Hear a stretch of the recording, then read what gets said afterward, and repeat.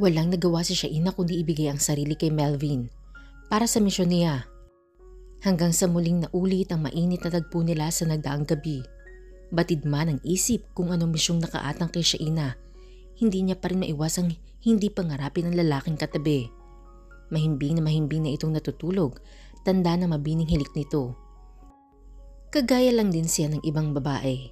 Kinikilig kapag nakakakita ng gwapong lalaki. And Melvin is too handsome. Shit, Shaina, naririto ka para sa misyon mo. Suwesto ng utak. Napangiti siya na mapakla sa katinitigan ng gwapong mukha ng lalaki. Sa pagtitig niya rito ay hindi niya namalayang naglandas na pala ang butil na luha sa mata. Shit, wag kang umiyak, Shaina. Mission is mission. Pera is pera. Yayaman ka. Tandaan mo yan. Bulong sa sarili saka pilit na tulog.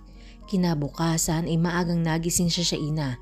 Hindi niya alam kung anong gusto ng lalaki ngunit nangahas na siyang pakialaman ng kusina nito. Nagprito siya ng itlog, hotdog at ham. Nagtimpla na rin siya ng kape at hinandang tinapay na nakita. Tapos na niyang ihandaan lahat. Nang nakitang lumabas ang lalaki at nakabihis na ito. Napakunot nun si Kevin nang makalabas ng silid. Nakita niya si Shaina na nakasuot na ng apron at sa lamesa naroon ang niluto nito. Gusto niya sana mag-almusal kahit hindi niya gawain ang bigla siyang napaisip. Naalala niya si Kim na anak ng amiga ng ina. Ayaw niyang maulit-ulit ang nangyari. Hindi niya alam na ang kahulugan ng pagtanggap o pag-appreciate niya ay may gusto siya rito.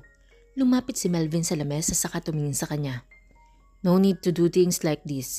Hindi kita asawa. Diretsahang wika nito. Saka tinungo ang pintuan. Always put in your mind, you're just here because I want you to feel my lust, just that. Nakamaang lang si Shaina sa lalaki. Napakapit siya sa upuang malapit sa kanya dahil halos manginig siya sa pagkapahiya. Masyadong nakakababa ng tingin ng mga salitang binitawan ng lalaki. Ngumiti siya ngunit kasabay noon ang pagpatak ng luha. Ano pa nga bang inaasahan mo, Shaina? Saka lang naman para usan, di ba? Para usan. Bulalas sa sarili. Buti na lang at nakalis ng lalaki bago pa naglandasan ang masaganang luha sa mata. Matapos makalabas si Melvin ay tila nagsisisiya sa sinabi sa babae. Hindi kasi nalingid sa kanya ang reaksyon nito. Oh boy, not again. Aniya saka nagpabaling-baling ng ulo saka tuluyang umalis. Sa opisina nadatnan niya ang tiyuhin. Kapatid ito ng ina. Masyado itong gahaman, pati ang kumpanyang minana ng ina ay gusto pang kunin samantalang ang buong ari-arian ng mga Vasquez sa Mindoro ay nasa kanya na. O iho, naririyan ka na pala. Pakitang tao nito. Wala siya sa mood na makipagbulahan sa tiyuhin. Anong ginagawa niyo rito? Diretsahang tanong. Napatuwa na malutong ang tiyuhin. Masyado ka na bang high blood, Melvin? Napakabata mo pa. Huwag kang tumulad sa ama mo. Baka maaga ka rin kunin ni Lord, sige ka. Wala ka pang tagapagmana. Pangiinis pa nito. Mas lalong nag-init ang ulo ni Melvin sa tiyuhin. Ngunit kailangan niyang hamigin ang sarili bago niya masuntok ang kaharap. Kung naririto po kayo para inisin ako, wala akong panahon kaya makakaalis na kayo. Singhal niya, sabay upo sa upuang laan sa kanya. Muling tumawang tiyuhin. Masyado ka namang atat paalisin ako. Tila nahihinapong arte nito. Alam nyo kung saan kayo pumasok, kaya alam kung alam nyo ang daan paalis, kaya umalis na kayo. Tuluyan siyang nawala ng pasensya. Tumayo ang tiyuhin habang hawak ang isang envelope. Nagpunta ako rito. Para rito. Pirmahan mo na lamang. At ito lang ang kailangan ko sa iyo, Melvin. Pirmahan mo na. Tumingin siya ng matiim sa tiyuhin. Hinding-hindi ako pipirma. Kaya makakaalis ka na bago ako mawalan ng respeto sa iyo. At ipapakaladkad kita sa mga security guard. Madiing wika sa tiyuhin. Mukhang nainis rin ito sa sinabi niya kaya mabilis itong umiskapo. Hindi niya tuloy mapigil ang mag-init ng ulo. Hindi niya alam kung bakit ganoon na lamang kapursige ang tiyuhin na kunin ang kumpanya. Samantalang wala namang magawa si Shaina. Kaya naisipan na niyang maglinis kahit malinis na ang bahay. Nangas na rin siyang pumasok sa silid ng lalaki total. Bukas naman iyon at niligpit ang kama nito at ilang damit na nagkalat. Na maghapon ay muli siyang naghalungkat sa fridge kung ano maaari niyang iluto. Buti na lang at may stock sa fridge at nakaluto siya nang mahahapunan nila ng lalaki kahit hindi niya alam kung doon ba kakain ito o hindi. Matapos makaluto ay pumasok siya sa silid at mabilis na tinungo ang banyo. Kahit maghapon siyang walang ginagawa, tila nanlalagkit siya. 7:00 na nang tuluyang makalabas ng banyo ngunit wala pa rin si Melvin. Tiniyo niya ang basang buhok nang biglang tumunog ang lumang cellphone niya. Agad na rumihistro doon ang pangalan ng kaibigan si Wena. Nag-alinlangan siya kung sasagutin ba ito o hindi ngunit mas nanaigang ko gustuhang malaman ang sasabihin nito. Hello? Aniya? Gosh, buti naman sumagot ka na. Ilang beses kitang tinatawagan hindi ka nasagot, so anong balita? Tanong nito. Napatigil si Shaina na marinig ang boses ng kaibigang si Wena. Hindi niya alam kung sasabihin ba rito ang setup nila ng lalaki. Hoy Shaina, nalunok mo na yata ang dila mo o nasasarapan ka na sa feeling ni Papa Melvin. Pasaring nito. Nainis lalo si Shaina sa kaibigan. Iba na talaga nagagawa ng pera. Anas niya. Anong sinasabi mo? Galit na tinig ng kaibigan sa kabilang linya. Wala, sabi ko busy lang ako kaya hindi kita nasasagot. Besides, nasa mission ako, di ba? Anya rito. Bingi. Tuya. Sa isip. Matapos ibaba ang cellphone ay napaisip siya. Tama nga kaibigan. Naroroon siya upang paibigin ang lalaki. Upang makakuha ng impormasyon kung may malalaman ba ito tungkol sa secret account ng kumpanyang minana sa magulang. Siguradong malaki ang laman ng secret account na yun kaya ganoon na lamang kaporsigido ang doon. Hindi pa rin naiibsan ng tensyon ni Melvin mula nang madatnan ang tiyuhin sa opisina niya. Kung wala siyang natitirang respeto rito, ay kanina pa niya pinakaladkad sa security guard. Napapaisip tuloy siya kung bakit ganoon na lamang ito kaporsiging makuhang kumpanya samantalang halos palugin naman ito. Kaya nga naghanap pa siya ng ilang investors just to save the company from bankruptcy. Samantalang ang ganda ng kita ng farm nito sa Mindoro. Bro, ang lalim nun na. Tinig na pumukaw sa kanyang kamalayan. Napabuntong hininga na lamang siya. Ba na talaga nagagawa ng pera sa panahon ngayon? Lahat handa ng pumatay para sa pera kahit kadugo mo pa. Naiinis na lang ako kay Uncle. He knows na hindi ko bibitawan ng kumpanya. Pero hindi pa rin tumitigil. Himutok sa kaibigan. Napatawa ito. Dude, relax ka lang. You better check it out, this girl.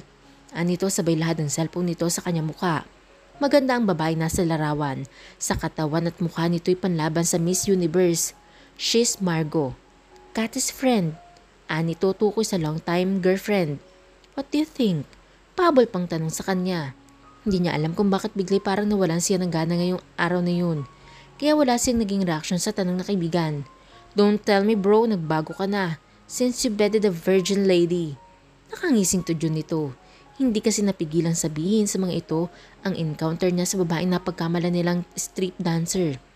Napangiti siya na maalala si Shaina, ang babaeng pupuno sa kanyang pangangailangang pisikal. Wala lang sa mood dude. Aniya na parang hindi ito makahalata. Tapos na naman ang maghapong trabaho at wala sa mood gumala si Melvin kaya minabuti niya nang umuwi.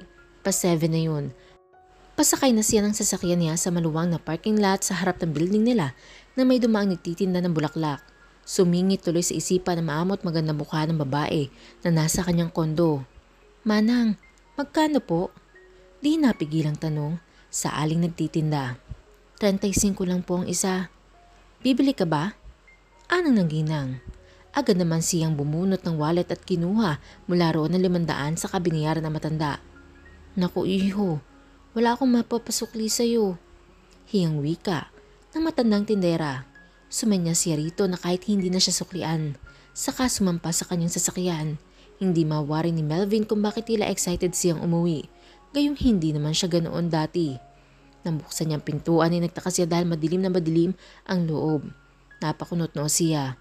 Bigla tuloy siyang kinabahan dahil baka umalis na ang babae o kaya nilooban na siya. Kaya mabilis siyang pumunta sa kwarto. Ginawa ang pagkahulughog sa bahay. Agad na tinungo ang silido pang tingnan ng babae. Pagkabukas ng ilaw ay tumambad sa kanya ang magandang babae na nakahiga sa kama. Napangiti siya na makita ito. Lumapit siya sa kama kung saan nakahiga ang babae. Nang maalalang hindi pa pala ito lubos na kilala, pangalan lang ang alam niya maliban doon ay wala na. Kung may pamilya pa ba ito, ng edad nga nito hindi niya alam. Nang makita mahimbing na itong natutulog ay tumayo na siya upang magbihis ng maalala ang bulaklak na dala. Agad niyang kinuha iyon kung saan niya inilapag saka bumalik sa kwarto. Nilagay niya iyon sa side ng table ng kama, malapit sa babaeng natutulog sa kamuling lumabas. Upang pumunta sa kusina dahil kumakalam ang kanyang tiyan. Naalala niyang hindi pa nga pala siya kumakain kanina bago umuwi. Pagkabukas ng ilaw ay kita niya may natakpan sa mesa. Napangiti siya habang nagpabaling-baling ng ulo dahil nakita mula raw ng isang note galing sa babae. Alam kong hindi ko obligasyong ipagluto ka dahil isa lang akong parausan. Huwag kang mag-alala, walang ekstrang bayad to.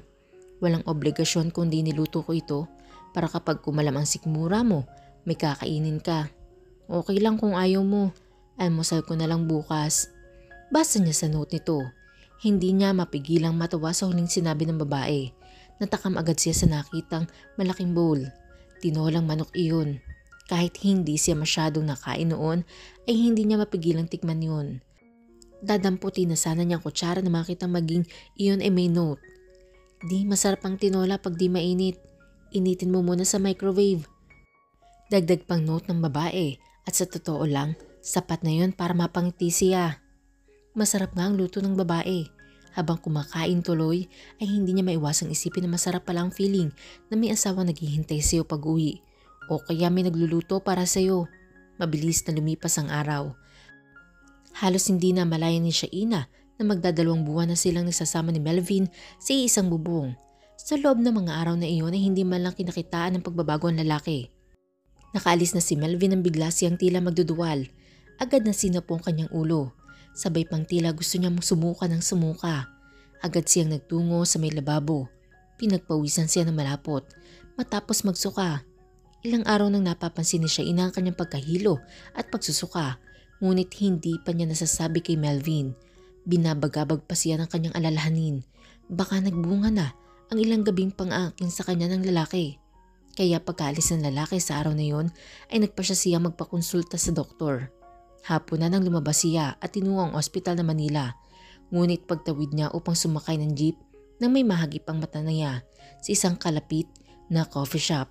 Hindi siya maaaring magkamali dahil siya lang ang may ganoong mukha, si Melvin at may kasamang magandang babae. At talagang nakatingin din pala sa kanya ang lalaki. Palabas na sina Melvin at Kim sa hotel sa katapat ng isang ospital upang puntahan ang kinapaparadahan ng sasakyan ng unang may mahagip ang kanyang mga mata. Galing siya upang katagpuin ang kaibigang si Christian at hindi niya inaasang kasama nito ang kasintahan at ang babaeng nirereto nito sa kanya. Hindi na siya nakatanggi pa dahil nakakahiya naman sa babae, lalo na't napakaganda nito at sexy upang tanggihan. Malapit na sila sa kinapaparadahan ng sasakyan niya sa harap ng hotel. Nang dumapo ang tingin sa mukha ng isang babaeng papalabas ng ospital, ang babaeng kanina pa naglalaro sa kanyang isipan. Otomatikong napakunot noon siya sa maaaring dahilan ng pagpunta nito sa ospital. May sakit ba to? Katanungang umuukil sa isipan. Are we going? Tinig na bumasag sa kanyang kamalayan. Naghihintay na pala si Kim sa kanya. Ngumiti siya rito sa kaganap na pumit sa kabila upang makapagmaneho na. Pero bago siya sumakay ay muling binalingan ang direksyon kung saan nakita ang babae. Nasumpungan na lang niyang pasakay na ito ng jeep. Natulo sa kinatatayuan si Shaina na matunghayan ng pares na matang matiim na nakatitig sa kanya. Hindi niya matagalan ang titig na yun kaya ibinaling na lang sa ibang tingin hanggang mapadapo sa magandang mukha ng kasama nito. Tila gustong tumulo na kanyang mga mata sa nakita. Huwag kang iiyak, huwag kang iiyak. Paninermon sa sarili ngunit tila bingi ang puso dahil kumikirot ito sa kabila ng pagsasabi ng utak na wala siyang nararamdaman sa lalaki. Nang makabawi ay agad siyang pumara ng sasakyan para makauwi na. Masyado siyang nag-aalala sa nararamdamang pagsusuka kaninang umaga kaya talagang napagod siya. Mabilis ang ginawang paghatid ni Melvin sa dalagang kasama upang makauwi na. May nais malaman sa kung ano ang ginawa ng babae sa ospital. Ni hindi na niya nagawang magpaalam ng maayos kay Kim. Sabagay, ayaw niya ring umasa ito. Ewan ba niya kung bakit tila nawalan siya ng amor sa ibang babae mula na makilala si Shaina. Napakaganda at sopistikada ni Kim, ngunit wala siyang nararamdaman dito. Muli po, sabay-sabay po nating abangan ang susunod na kabanata. Maraming salamat po.